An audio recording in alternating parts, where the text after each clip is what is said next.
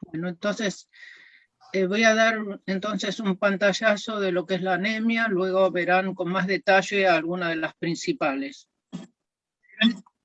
Entonces, definimos el síndrome anémico como una disminución de la hemoglobina funcional por debajo de los límites normales. Perdón, Acá yo les doctora. pongo algún... Laura, no se ve. A mí no se ve. A mí no ¿Se me ve? No, no. No, ¿No se ve la pantalla? No, doctora, no está compartiendo. No, todavía no. Ah, mire, esperen que, bueno, ahora voy a... Esperen que, a ver. Share. Ah, ahora recién, ¿no? Ahora sí. Claro, no había hecho...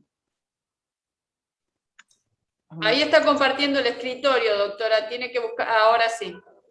Ahora sí. Ahora sí. Ahora. Bueno, disculpen. Bueno, entonces vamos a hablar de los síndromes anémicos en general. Entonces, el síndrome anémico es una disminución de la hemoglobina funcional por debajo de los límites normales. Van a ver que no siempre es exactamente los mismos, pero se considera en los hombres 13 gramos por decilitro y en las mujeres 12 gramos por decilitro. Lo importante de este término funcional es que la disminución de los glóbulos rojos produce hipoxia tisular, o sea, que es cuando es insuficiente el aporte de oxígeno a los tejidos. Entonces, hay distintos grados de anemia, como vemos, cuando depende de la cantidad de hemoglobina, desde un grado que es mínimo, ¿no? La disminución, realmente a valores severos. La importancia, bueno, la severidad de la anemia no es solo los niveles de hemoglobina, también es importante la velocidad en que se instaura la anemia, de qué hemoglobina inicial se parte, la edad del paciente, dadas las comorbilidades que hay determinadas, ¿no?, a los pacientes de mayor edad, la actividad de la médula ósea, como vimos, que no es la misma en todas las etapas de la vida, y el tipo de anemia. Entonces, por otro lado, vemos que la calidad de vida está muy asociada con la anemia. O sea, la anemia, esa disminución de oxigenación puede traer trastornos digestivos, cardiovasculares, a veces muy graves, sistema nervioso central, y bueno, y todo eso trae una repercusión en la calidad de vida laboral y social de las personas. Con respecto al cuadro clínico, muchas veces la anemia es un hallazgo en el laboratorio, y otras veces los pacientes traen síntomas y signos, que pueden ser generales, como el caso que les presentó la doctora, de palidez cutáneo mucosa, ictericia, cuando hay cierta hemólisis, astenia, dinamia, anorexia. Esto es importante porque se presenta también en las neoplasias, ¿no?, como diagnóstico diferencial, fatiga muscular, disnea, cefalea, vértigo, zumbido de oído por el aumento de velocidad, ¿no?, a veces de circulación de la sangre, somnolencia, fatiga intelectual, falta de memoria. En el aparato cardiovascular también se dan trastornos como palpitaciones y a veces soplos sistólicos que son funcionales también por un mayor flujo de sangre por el corazón. El aparato gastrointestinal puede tener algunas alteraciones como el génito urinario, ¿no?, alteraciones del ritmo menstrual. Y lo que es importante es que muchas veces hay patologías subyacentes que son asintomáticas, pero que en presencia de la anemia se vuelven sintomáticas, como pueden ser enfermedades pulmonares, obstructivas crónicas, insuficiencia coronaria y claudicación intermitente. En el interrogatorio es muy importante, como ustedes saben, en todas las demás patologías y especialidades, caracterizar cada uno de los síntomas, conocer los hábitos dietéticos. Van a ver que estos interrogatorios también nos dirigen al tipo de anemia, ¿no? Hay anemias, como acá yo les puse en rojo, donde están más involucrados según, ¿no?, los datos del paciente. La ingesta de fármacos y de tóxicos, los antecedentes hemorrágicos, presencia de parasitosis, alteraciones de otros órganos como el riñón, endocrinopatías, enfermedades autoinmunes, que muchas veces se presentan también con anemia, y antecedentes hereditarios. También es importante conocer cuestiones laborales, de vivienda, de fábricas cercanas, etcétera, por tóxicos. Y lo que tienen que tener siempre, siempre presente es que no basta un hemograma para hablar de anemia. Lo importante es la pendiente, es decir, no es una foto lo que necesitamos, es decir, en este momento el paciente tiene tanto grado de anemia, sino conocer los antecedentes, cuánto hace que tiene esa anemia, si tenía valores normales, cuándo fueron sus últimos valores normales, cuáles eran sus valores normales, y todo eso nos va a definir entonces la pendiente, si es agudo, si es crónico, ¿no? Antecedentes familiares es muy importante, también no son los personales. En el examen físico, la esplenomegalia puede traer anemia, y en ese caso el hiperesplenismo no es la presencia de pancitopenia con un vaso con una esplenomegalia. Y bueno, y después hay algunos signos, ¿no?, que vemos en el paciente que nos orientan también, por ejemplo, en este caso, la irritación de la lengua, etcétera, a anemias carenciales. La anemia entonces es un desequilibrio entre lo que se produce eritrocitos y lo que se consume. Dentro de la producción se denomina entonces generalmente, cuando hay una alteración en la producción, arregenerativa las anemias. Y tenemos insuficiencia de eritropoyesis, por ejemplo, con una disminución de eritropoyetina en las médulas que son hipoplásicas o aplásicas, cuando las médulas están infiltradas, como decíamos antes, por muchas veces causas neoplásicas. Y también puede haber alteración en la maduración por falta de materia prima, o sea, disminución de déficit de folato, de B12, de hierro. Por el otro lado, a nivel de consumo, este tipo de anemias se llaman regenerativas porque la médula tiene capacidad de formar eritrocitos. Pero hay casos en los cuales los requerimientos son mayores, como puede ser en etapas de crecimiento, en la lactancia, en el embarazo, y se dice hiperregenerativa en el caso en que las pérdidas son muy importantes, como son con las hemorragias y con la hemólisis. Entonces, el estudio de las anemias se da en dos compartimentos prácticamente. Podemos estudiar la médula y podemos estudiar la sangre periférica. A nivel de médula, como les mencioné, ¿se acuerdan? Está la punción de médula ósea, donde vemos la morfología de las células, los depósitos de hierro, se puede marcar con una citoquímica. Tenemos en los estudios de cariotipos, citogenéticos y la citometría de flujo. La citometría de flujo es importante porque muchas veces hay precursores y hay células que son muy atípicas y que nosotros no podemos terminar de reconocer en el microscopio. Y por otro lado está la biopsia de la médula ósea.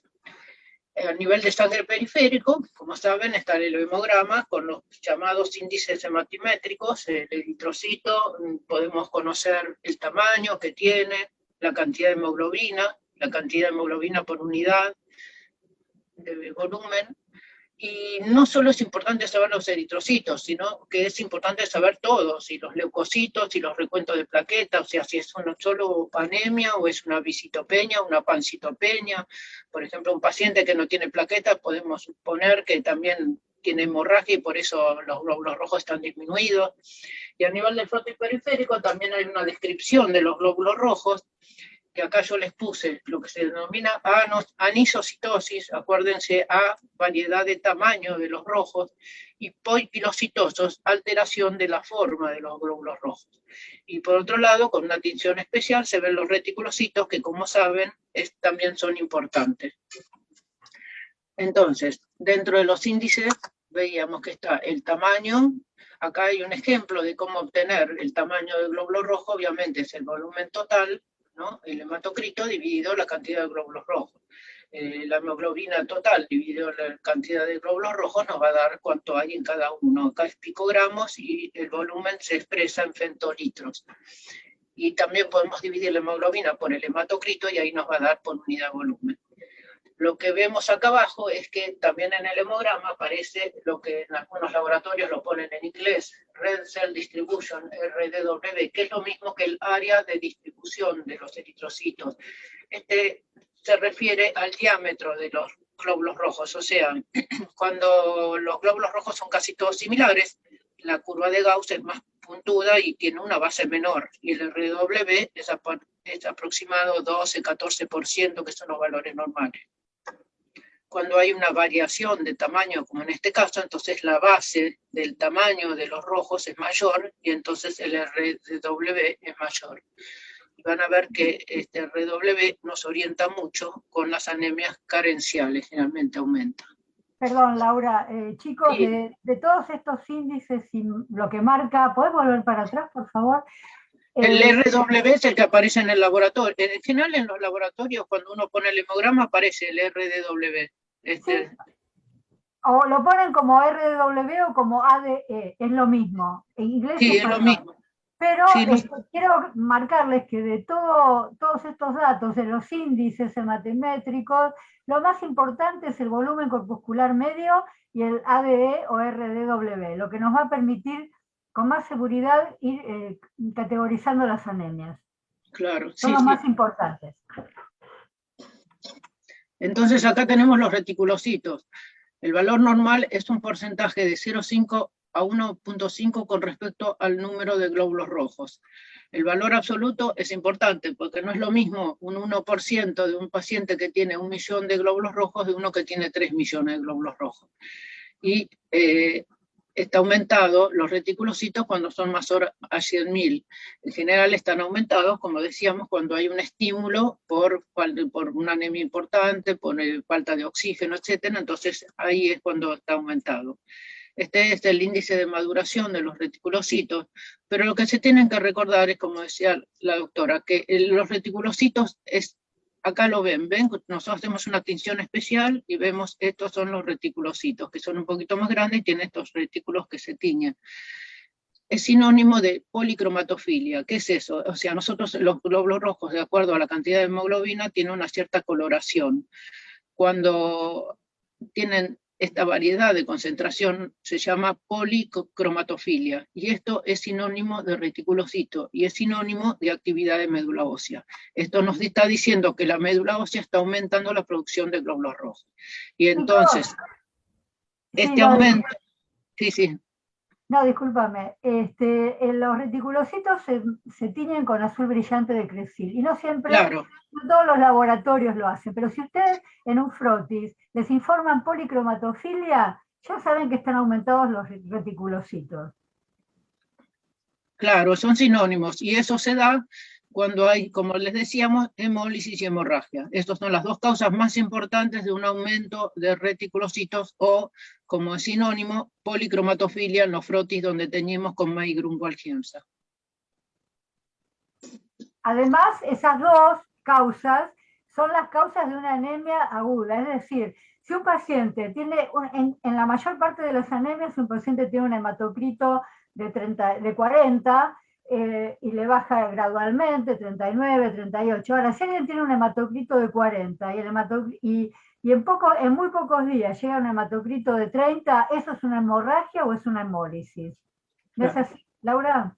Sí, sí, es importante, por eso sí, la velocidad en que, como decíamos al principio, la velocidad en que se adquiere la anemia, los valores de cuál se parte, por eso insisto tanto en eso de la pendiente, o sea, de conocer la historia de los valores del paciente, no quedarse con un solo valor que trae en el momento de la consulta, seguro. Lo que vemos que entonces las distintas anemias tienen, como decía la doctora, es muy importante el tamaño, tienen distinto tamaño. La ferropénica tiene una disminución del tamaño, como la talasemia. Las anemias carenciales, la megaloblástica tiene aumento, como dice el nombre, megalo. La hemolítica puede ser normal, es variable. La mielodisplasia generalmente tienen aumento del tamaño de los rojos. Los procesos crónicos en general es normal, igual que las hipoplasias y aplasias.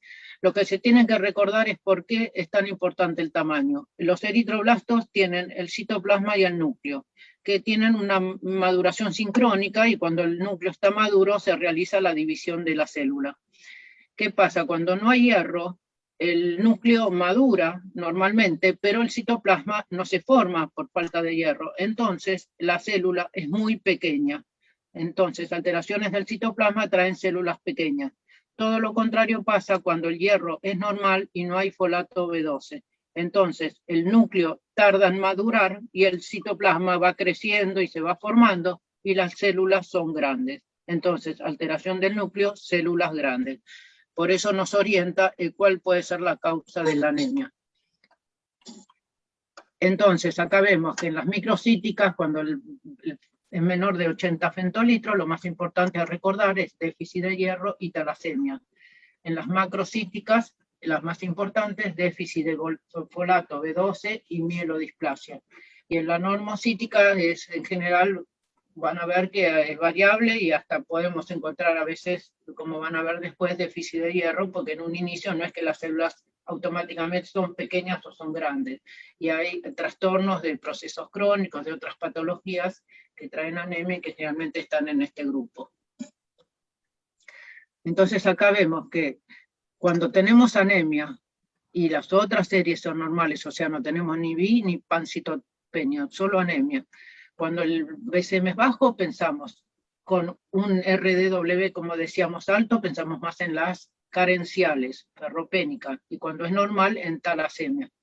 Cuando el BCM es normal o elevado y los reticulocitos están aumentados, pensamos en las hemolíticas y en la hemorragia. Y cuando los reticulocitos están normales, vemos, como decíamos antes, el RDW. Cuando el RDW está alto, pensamos más en carenciales, y cuando está normal, pensamos más en mielodisplasia. Entonces, dentro de las microcíticas, una de las más importantes son las ferropénicas.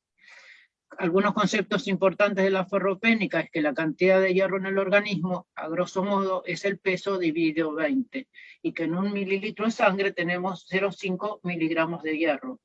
Esto es para que tengan el concepto tan en las transfusiones, por ejemplo, cuánto es del hierro que uno le da al paciente y cuánto es también lo que se pierde cuando uno dona sangre. El ciclo es cerrado, dado que el organismo no tiene la capacidad de excretar el hierro, y entonces las demandas diarias son bajas. El principal sitio donde está el hierro es en la hemoglobina, en un 60% de la cantidad. Y hay proteínas que son de almacenamiento y otras que son de transporte. Las de almacenamiento, que están en el sistema retículo endoteliar, o sea, en el hígado, en el vaso, en la médula, es la ferritina y la hemosiderina. Acá vemos como los depósitos del hombre son mayores que los de la mujer. Y por otro lado, la mujer con las pérdidas menstruales en general tiene más riesgo de tener anemia ferropénica que el hombre. Se considera que más o menos 1 microgramo por litro de ferritina equivale a 10 miligramos de hierro, y se considera entonces esta relación para saber que cuando la ferritina no sea una ferritina de 20, equivaldría a 200 miligramos de hierro, como vemos, es ferropénico, son valores bajos. La proteína de transporte es la transferrina, que tiene un receptor especialmente en los eritroblastos. Entonces, acá lo más importante que se recuerden lo puse en azul, o sea, las fuentes de sangrado pueden estar en distintas partes del organismo, y en todos puede haber también una causa neoplásica, ¿no? Que es lo más importante de descartar cuando tenemos un paciente con anemia. Las causas más frecuentes es la hipermetrorragia en la mujer que es fértil y las hemorragias a veces crónicas que no se detectan. Como decía, ¿no? En un inicio, cuando hay una falta de una depresión de hierro, lo que se disminuye son los depósitos de hierro, y entonces aumenta la absorción. Luego empiezan a presentarse que el transporte que se da con la transferrina está disminuida la saturación de hierro, y encontramos que la médula no tiene ningún depósito de hierro.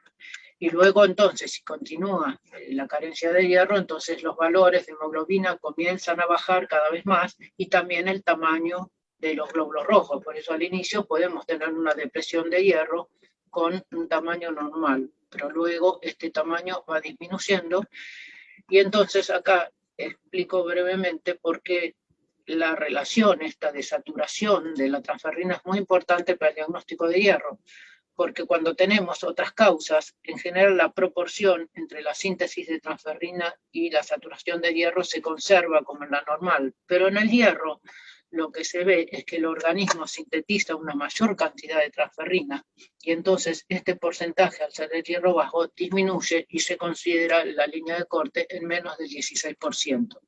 ¿Y por qué disminuye? Porque el organismo, como no tiene excreción, tiene que organizar la distribución de ese hierro en el organismo. Hay una proteína que se llama relacionado al hierro. Cuando el hierro está disminuida, esta proteína se une en el ARN mensajero donde se codifica la ferritina e inhibe la síntesis de ferritina para que el hierro no se acumule en los órganos. Y por otro lado, se une también en el final de la codificación de la transferrina, inhibiendo su bloqueo, o sea que hace que se sintetice en una forma mayor la transferrina para que llegue más rápido a los lugares de necesidad de los tejidos.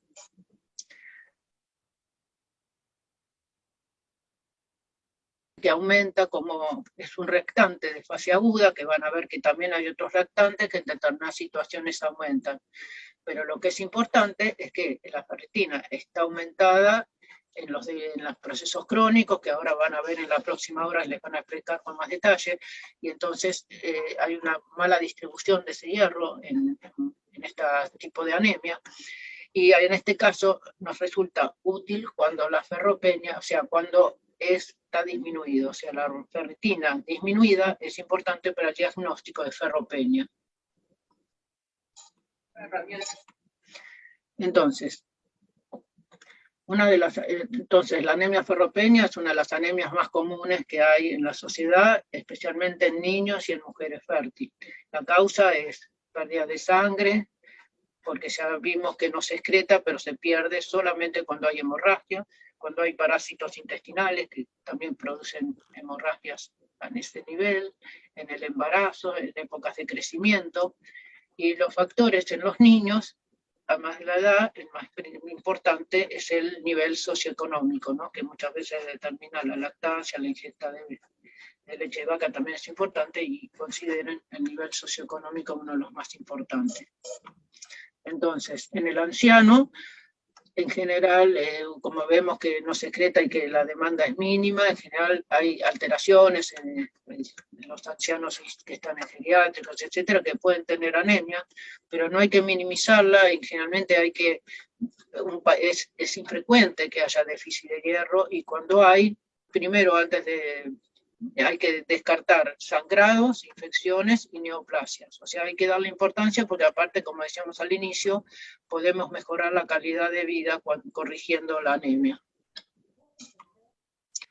Entonces, cuando damos tratamiento con hierro y vemos que no hay una buena respuesta, podemos pensar otras causas, como puede ser la presencia de Helicobacter pylori, la enfermedad celíaca, y la gastritis atrófica, donde hay una disminución de absorción de hierro, o causas endocrinas como el hipotiroidismo. Entonces, para resumir, dentro de las anemias microcíticas, tenemos... Perdón, pregunta. Esas que dijo falla de la reposición de hierro, ¿quiere decir que son otras causas que no sean la pérdida de sangre? Claro, otras causas por las cuales el paciente que le estamos dando hierro no recupera la cantidad de hierro, sí. Ok, pero son causas de esta anemia ferropénica. Claro, sigue con anemia, sí, Okay. con anemia microcítica. Acá tenemos que, dentro de las microcíticas, entonces el principal, el diagnóstico diferencial, vemos que en los procesos crónicos tenemos, como decíamos, un aumento de hierro en los depósitos, aumento acá de la ferritina, y obviamente, bueno, disminución en circulación de hierro, y también en este caso vemos que la transferrina no está aumentada, está disminuida.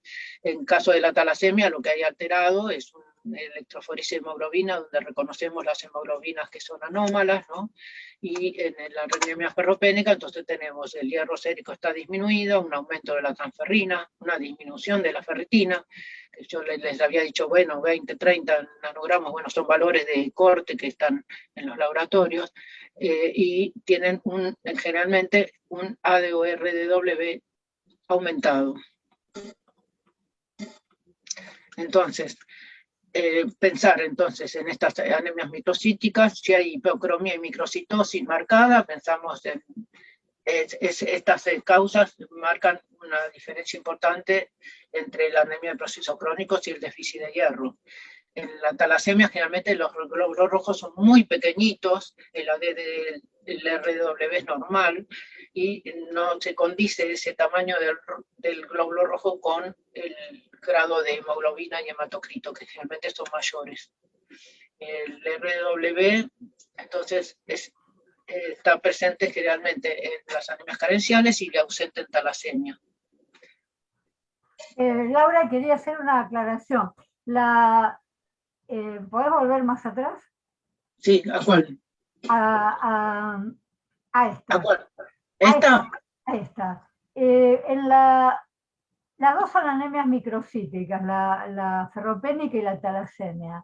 Sí, Pero, ahora les doy un ejemplo. ¿Querés que te dé el ejemplo de los pacientes? Pero lo que les quería decir que nosotros habrán visto que no, pese a lo que a cómo viene el paciente que dice, ay, ¿cuántos millones tengo de glóbulos rojos?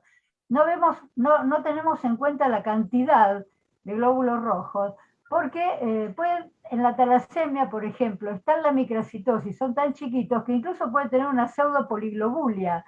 Es decir, tiene una hemoglobina y un hematocrito bajos, son muy chiquititos y nos informan que tiene 5,5 millones, que tiene 6 millones de glóbulos rojos. Es lo que da microcitosis más importante, la talasemia minor, que en nuestro medio es bastante prevalente por la inmigración de la cuenca del Mediterráneo. Seguro, sí, es muy importante ese dato, porque la gente siempre habla de cantidad de glóbulos rojos. Y nosotros los millones, nosotros no hablamos de los millones como habrán visto hasta ahora. Como médicos, lo más es como la definición de anemia, ¿no? Lo importante es la hemoglobina funcional, la hemoglobina es importante como cifra. Acá tenemos un caso que yo les hago de comparación de un paciente que nos vino al consultorio. Estos son dos pacientes de consultorio que vino con 21 años, con cansancio, ven ambos pacientes igual. Él tenía 60 pentolitros, o sea, un glóbulo rojo muy pequeño y una anemia que era moderada. Y si ustedes ven... Miren los millones.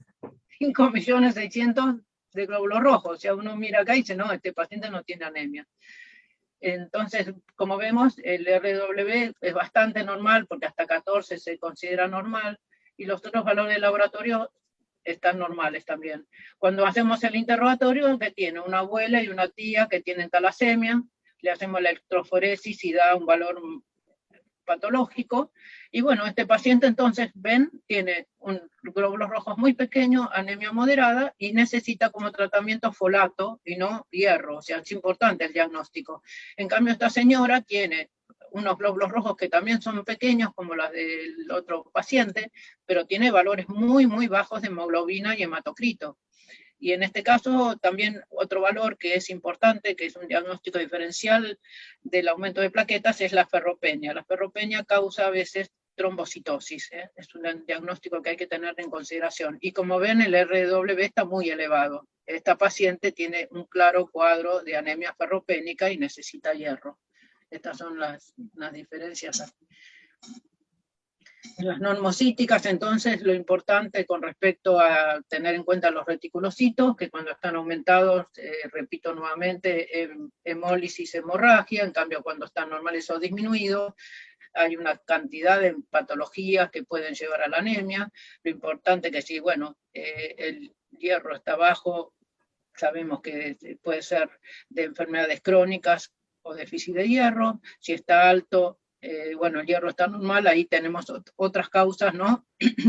Donde vemos la médula ósea, que en estos casos muchas veces nos es necesaria para saber si la anemia, si la médula es hipoplásica, si tiene infiltración, si hay malignidad, ¿no? Y si hay a veces, acá le pongo megaloblástico enmascarado, porque hay veces que cuando un paciente tiene glóbulos rojos de tamaño aumentado y disminuido al mismo tiempo, el promedio que nos da el laboratorio es normal, pero si uno ve el frotis, por eso digo que es importante la descripción, y dice que hay anisocitosis marcada, nos damos cuenta que si bien pareciera que el BCM es normal, hay muchos grandes y pequeños. Entonces, dentro de las normocíticas tenemos anemia de los procesos crónicos, alteraciones del riñón, hepáticas, y a veces cuando la médula ósea, ven, en este caso, nos ayuda también a encontrar patologías que son muy malignas, cuando hay infiltración, a veces cuando hay también mielofibrosis o aplasia. La anemia de los procesos crónicos, se los voy a dar rápidamente porque van a verla en la próxima hora con más detalle. Está asociada tanto a infecciones, a inflamaciones, a enfermedades neoplásicas. En este caso, como decíamos, en todas estas patologías, hay en general es una anemia que es moderada. Los reticulocitos no están aumentados porque hay un trastorno en las citoquinas que hacen de que los depósitos, el hierro quede en los depósitos y no circule. Y entonces no tenemos que dar tratamiento con hierro porque no es que haya un déficit, sino que está mal distribuido. Muchas veces con eritropoyetina, pero bueno, esos detalles lo van a ver. Lo importante es que les quería mostrar es que hay una molécula que se llama hepcidina, que define un poco el grado de absorción y el grado de liberación de hierro de los depósitos, y entonces ella es la que administra un poco, porque ustedes saben que el hierro también es útil para una bacteria que nos invade, y entonces es importante el concepto de regular, ¿no?, la disponibilidad de hierro. Entonces, bueno, ahora la próxima también van a ver anemia hemolítica, así que lo que yo voy a dar es les dejo estas diapositivas, pero les voy a dar brevemente porque ya lo van a ver con más detalle. Lo que se da en las anemias en general, como decimos, la médula, ciencia medular, o sea, la médula, cuando hay anemias hay un desequilibrio entre lo que se necesita y lo que se produce, pero en las anemias hemolíticas, lo que...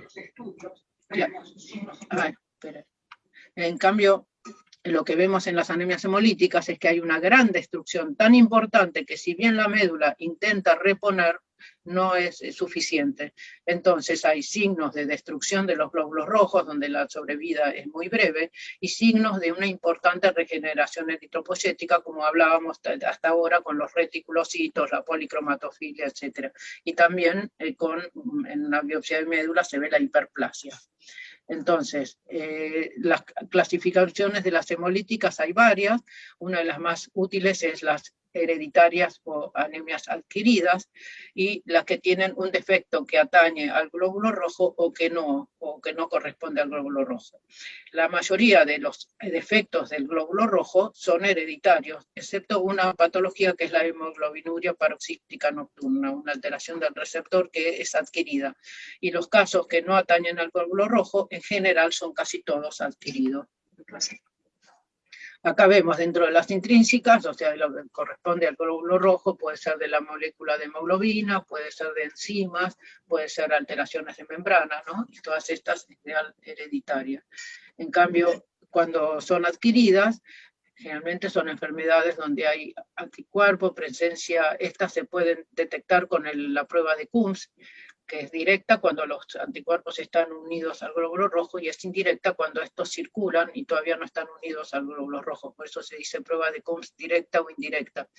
Hay enfermedades, hay causas que son raras, como la transfusión incompatible o la enfermedad hemolítica del recién nacido.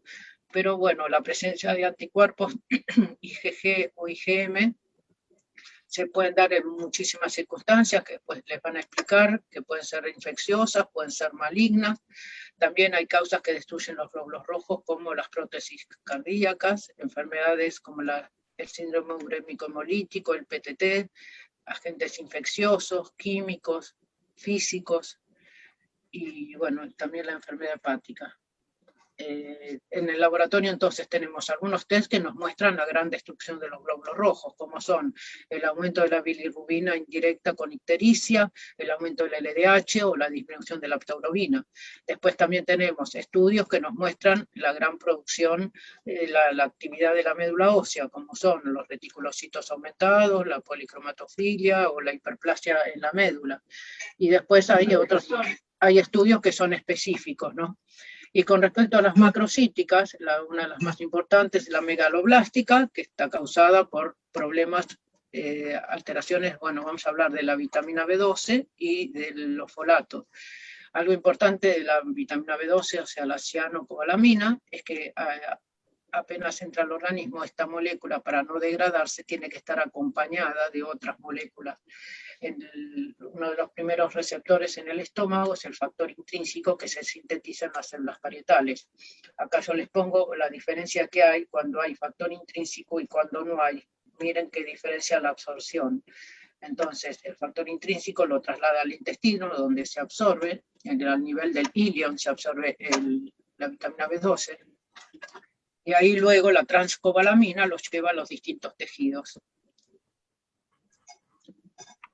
Entonces, las causas en la B12, acá yo pongo que la déficit de dieta en el vegetariano, porque van a ver que la vitamina B12 está solo en los productos animales, o sea, es una vitamina, la cianocobalamina, que necesita muchas enzimas, y el hombre, como es cómodo, lo adquiere de los animales y no tiene todo ese proceso para generarla.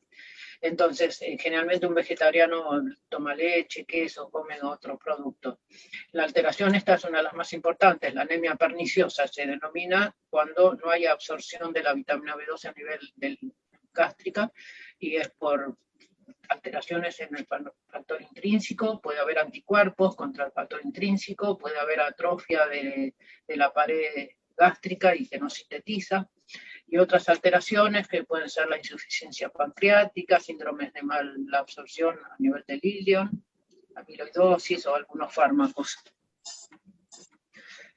Uno de los temas más importantes del déficit es que puede causar síntomas neurológicos. Muchas veces el 20% de los pacientes tienen síntomas neurológicos sin presentar anemia. Estos síntomas al inicio son sensitivos, como hormigueo, adormecimiento, y lo importante es que tiene una distribución simétrica y distal, o sea, es especialmente en las manos y a veces en los pies también, ¿no? Entonces tiene unas características muy particulares que nos permiten hacer el diagnóstico. También se afecta el cordón posterior, con una alteración de la sensibilidad vibratoria, del Romberg, que se da, ¿no vieron? Cuando una persona cierra los ojos, se entorpece al caminar, y también piramidalismo. Y esto trae que el paciente tiene paresias, una marcha espástica, el signo de Babinski, ¿no? En la planta del pie, que es positivo, hiperreflexia, y también puede traer trastornos mentales. O sea que muchas veces cuando uno a una persona mayor dice que tiene demencia o irritabilidad o lo atribuye a cuestiones, ¿no?, mentales, puede ser que la causa sea un déficit de vitamina B12. Con respecto al folato, lo importante es que la molécula de folato en la ingesta tiene mucho muchas moléculas de glutámico y no está reducido. Y para ser activo necesita de estas 4 moléculas de hidrógeno y de tener un solo molécula de glutámico. O sea que esta molécula de poliglutamato necesita hidrolizarse y reducirse con estos hidrógenos para ser activa. La molécula activa de folato se llama tetrahidrofólico, y esta es la molécula que permite el paso de radicales de unas moléculas a otras, y según cuál sea el paso puede tener la importancia como esta que marco en violeta, que es la síntesis de ADN, y que por lo tanto, como decíamos, trae un retardo en la maduración de los núcleos, ¿no?, el déficit de folato. Entonces, déficit de folato, puede haber déficit en la dieta, puede haber aumentos, esto es importante, ¿no?, cuando hay mayor requerimiento de folato en embarazo, en infancia, en crecimiento, en otras enfermedades como la hemolítica, y también alteraciones a nivel intestinal, con síndrome de mala absorción. Y una cosa muy importante que acá les marco es la quimioterapia, muchos tratamientos que inhiben, ¿no?, la vía del folato. Le quería hacer una pregunta a los alumnos, Laura. ¿Por qué en las anemias hemolíticas hay déficit de folato? ¿Por qué se les ocurre que una anemia hemolítica, aunque el paciente se alimente bien, puede tener un déficit de folato? Porque se está usando las reservas para generar más eritrocitos. porque hay una eritropoyesis importante en las anemias hemolíticas, hay una expansión de la médula ósea y se consume mucho más folato que si no lo hubiera. Es por eso. Sí, se está Porque produciendo aumenta el más retinol. requerimiento. ¿Eh? Bueno, seguimos Claro. entonces.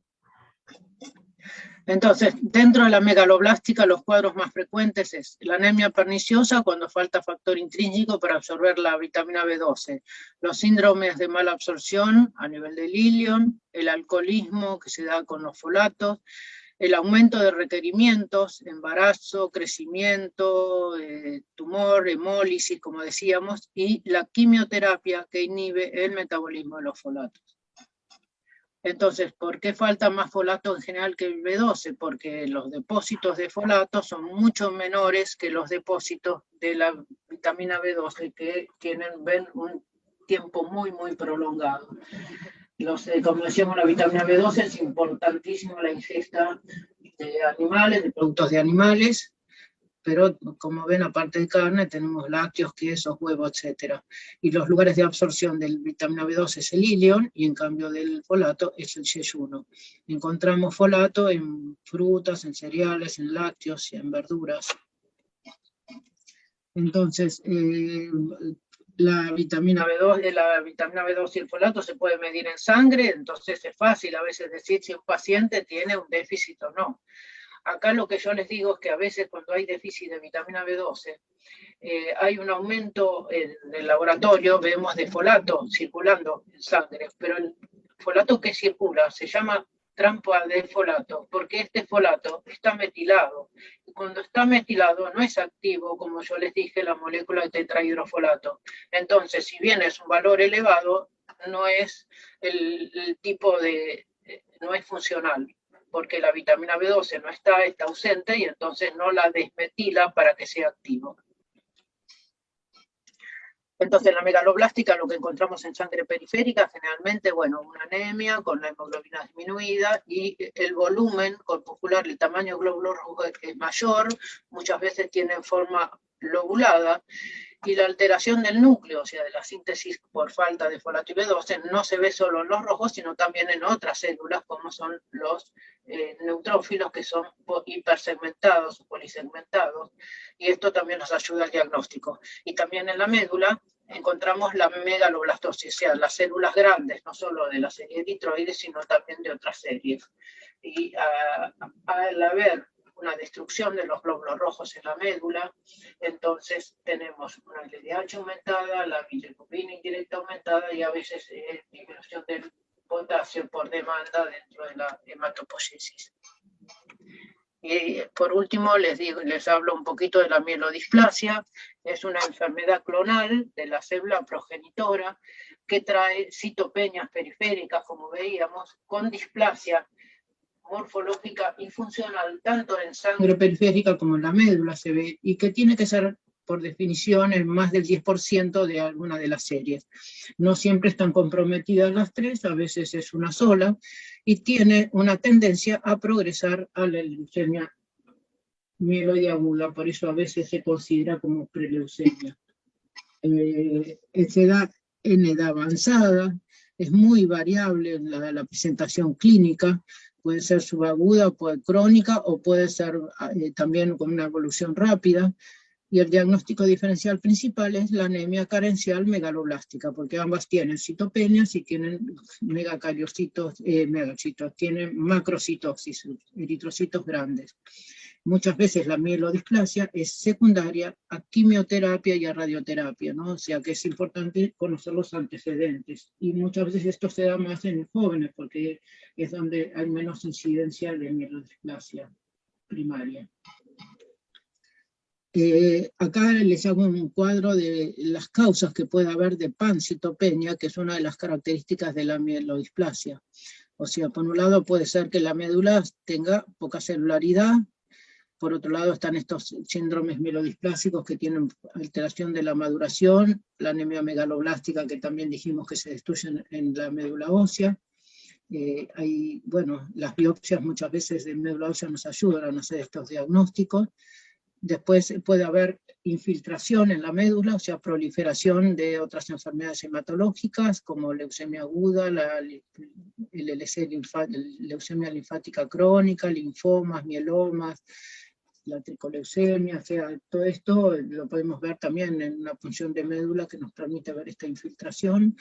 Puede haber también infiltración, como decíamos, por células que no son hematológicas, y después hay otras causas, como el hiperesplenismo, ¿no? Que tiene esplenomegalia importante, TBC diseminada, alteraciones hepáticas, que también pueden traer citopenia. Chicos, habrán visto que cuando uno quiere confirmar o excluir una mielodisplasia, es imprescindible observar la médula ósea.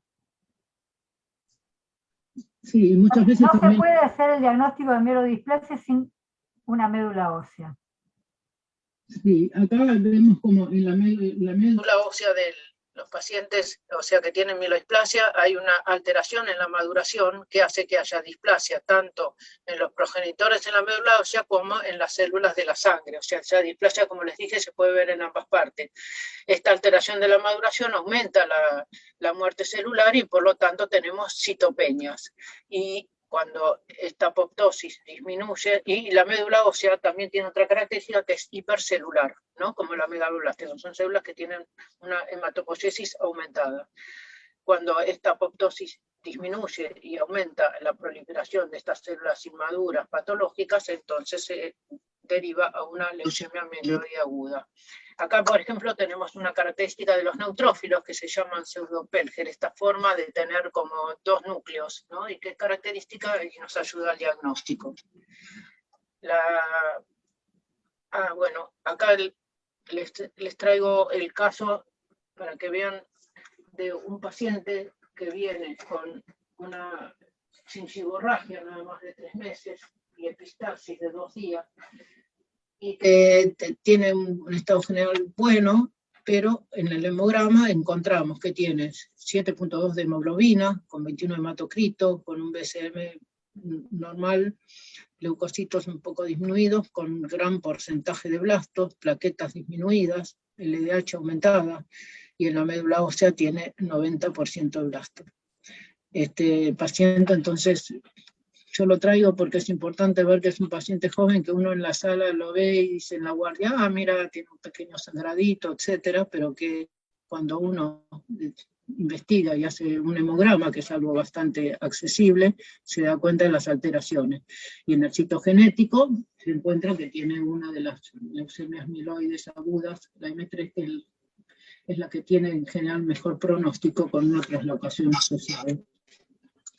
Una de las mielodisplasias que nos es más fácil reconocer es la que tiene sideroblastos en asnillo, se llama. O sea, sideroblasto es el eritroblasto que tiene hierro. Y siderocito es el eritrocito que tiene hierro. Cuando vemos la tinción, esta es la tinción de PER. Entonces ustedes saben que la síntesis de hemoglobina, el hierro, tiene un pasaje por la mitocondria. Si hay una alteración en esta síntesis, el hierro se acumula en la mitocondria. ¿Se acuerdan que yo les alrededor del núcleo y higiene las mitocondrias que son patológicas, pero el hierro impide que se haga esta mitofagia y se acumula? Y entonces tenemos estos que se llaman sideroblastos en anillo. Es un tipo de anemia refractaria, de mielodisplasia. Entonces, acá tengo la síntesis de lo que son las anemias macrocíticas. Como dije, la mielodisplasia generalmente tiene aumento de tamaño.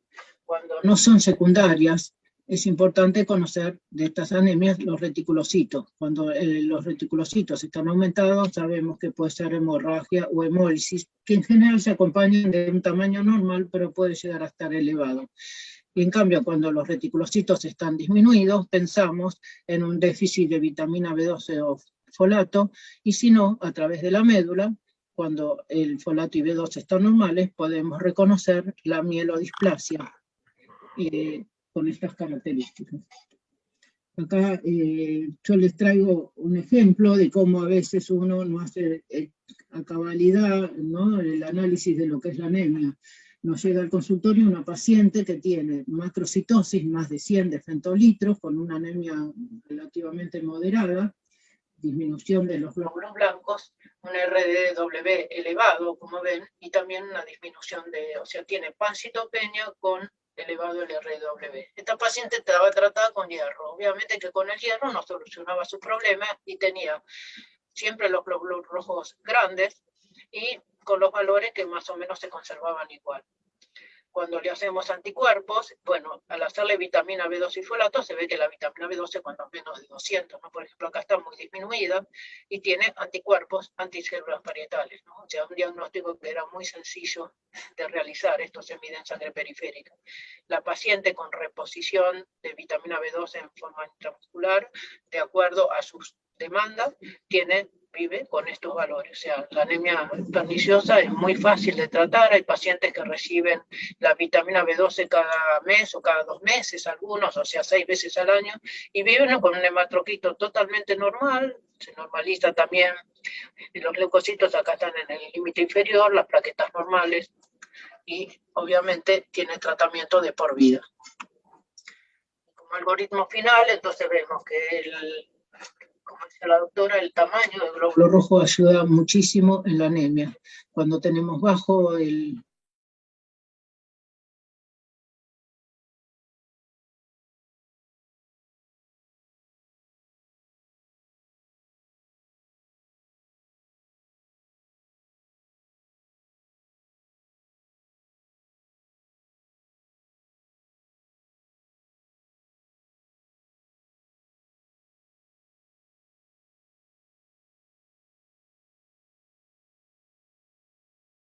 funcionamiento renal, la eritropoyetina, etcétera, para poder hacer el diagnóstico. Y acá lo que les dejo como algo que la doctora les habló especialmente, que es, teníamos una paciente que venía por una anemia moderada, que nos resultaba también un poco difícil encontrar la causa de por qué se mantenía con estos valores, pero ustedes ven que en un momento la disminución es importantísima, o sea, no solo de la hemoglobina que baja, sino también el tamaño, como si ella hubiera perdido hierro en forma importantísima. Le aumenta un poquito las plaquetas y bueno, los blancos no tienen importancia. Y le confirmamos los valores. Y entonces cuando nosotros vemos en una persona mayor o que no tiene una causa clara de esta disminución, una de las cosas que estudiamos en primera instancia son la parte intestinal, porque son una de las causas más importantes, o sea, más comunes, ¿no?, en la gente mayor. Al hacerle las endoscopías, se encuentra, miren, un adenocarcinoma infiltrante. Gracias a esta disminución brusca y al estudio se pudo hacer la identificación porque la paciente no refería a otros síntomas. Y bueno, después de este tratamiento específico y todo, bueno, ahí ya la anemia toma otras características, ¿no? O sea, la reposición de hierro es importante y todo, pero bueno, nos permitió hacer este diagnóstico. Entonces, tengan en cuenta, chicos, tengan en cuenta que la pérdida intestinal de sangre muchas veces es no aparente, es sangre oculta en materia fecal. Entonces, estos estudios son fundamentales.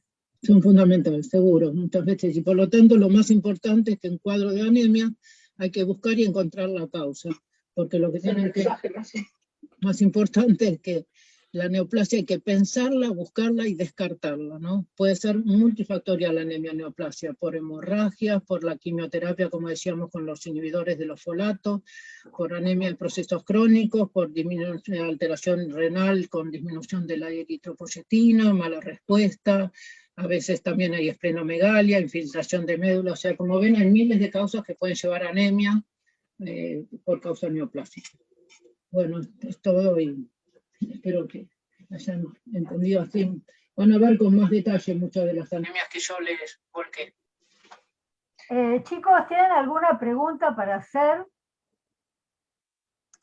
Yo sé que acá recibieron una infinidad de datos, yo les diría que abrumadora, pero la idea, ustedes ya van a ir viendo cada tipo de anemia, las carenciales, ahora van a tener una charla de anemia. La idea era para que ustedes se centren de que hay muchísimas causas de anemia. Y cuando un paciente tiene anemia, No hagan como hacen muchos especialistas que le dicen, le receto un poquito de hierro para que se mejore la anemia. No, de ninguna manera. La anemia hay que diagnosticar la causa de la anemia. Entonces, la idea de este pantallazo es para que ustedes vean que hay múltiples causas de anemia y que es fundamental saber a qué se debe la anemia con un razonamiento fisiopatológico de buscar las causas. ¿Tienen alguna pregunta para hacer? ¿Están ahí, chicos? Igual ahora, viste que van a ver la hemolítica y los procesos crónicos, todo eso se los van a dar, la doctora Clelia les va a dar una clase más importante que la mía, más detallada. Y mañana tenemos lo- las anemias Lo que nos carenciales. tenemos que llevar de esta clase es cómo se clasifican las anemias en general y después vamos a ver cada anemia en particular. Sí, exactamente. Esto es Bien. como un algoritmo diagnóstico. Sí. Paciente con anemia, bueno, ¿en qué te fijas para tratar de ir pesquisando qué puede ser la causa?